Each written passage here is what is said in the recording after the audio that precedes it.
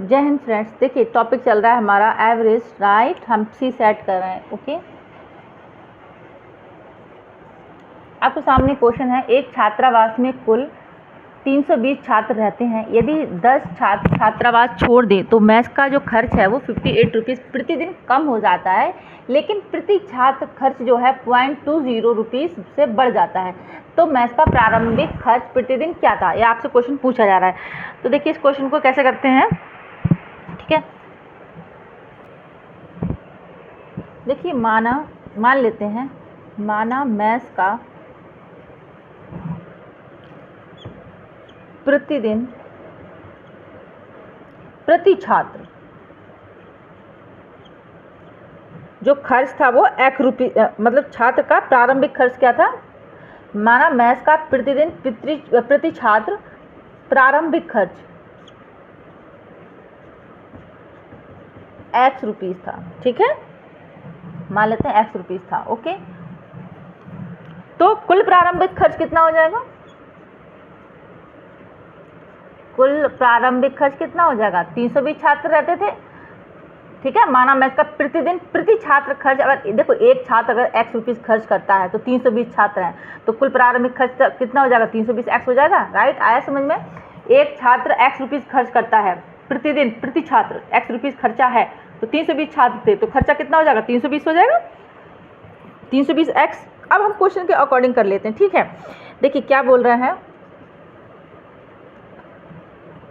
यदि छात्रावास में कुल 320 छात्र रहते थे, यदि 10 छात्र छात्रावास छोड़ दें तो छात्र कितने रह गए, 310 रह जाएंगे छात्र। ठीक है, तो यहाँ पे 310 लिख देते हैं। ओके, ठीक, 320 छात्र रहते, 10 छात्र छात्रावास छोड़ दे तो मेस का खर्च 58 रुपीज़ प्रतिदिन कम हो जाता है। राइट, तो देखिए कुल खर्च कितना था प्रारंभिक प्रति छात्र, 320 रुपीज़ एक्स था, माइनस क्या माइनस करेंगे, 58 रुपीज़ प्रतिदिन कम हो जाता है। तो जितना खर्चा था, अगर देखिए प्रतिदिन एक खर्चा निकल रहा है ना, माना मेस का प्रतिदिन प्रति छात्र खर्चा x रुपीज़ था, कुल प्रारंभिक खर्च 320 रुपीज़ x था, हो गया।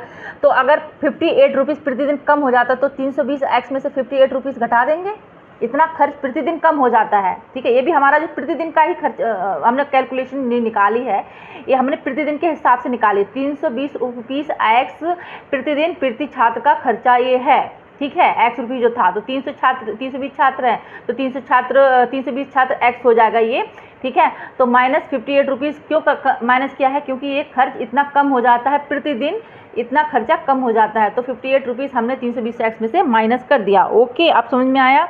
डिवाइड बाई 310, छात्र कितने रह गए, 310 रह गए, 10 छात्र चले गए, उसके बाद का ही कैलकुलेशन है। ओके, लेकिन प्रति छात्र खर्चा क्या है, 0.20 रुपीज़ बढ़ जाता है, तो मैथ का प्रारंभिक खर्च कितना था, ये आपसे पूछा जा रहा है। ठीक है, तो देखिए क्या करेंगे, x प्रारंभिक खर्च था। ठीक है, प्रति छात्र खर्च इतना बढ़ जाता है, इसमें क्या करेंगे, प्रारंभिक खर्च में से इतना खर्चा बढ़ जाता है, तो ये ऐसे करके लिख लेंगे। ठीक है, मेस का प्रतिदिन प्रति छात्र खर्चा x रुपीज़ है, अगर लेकिन प्रति छात्र खर्चा इतने रुपीज़ से बढ़ जाता है, तो वो हमने यहाँ पे ऐसे लिख लिया, इजिकल टू 320 x। ये सब हमने कैलकुलेशन यहाँ पे जो की आपको समझा दी मैंने।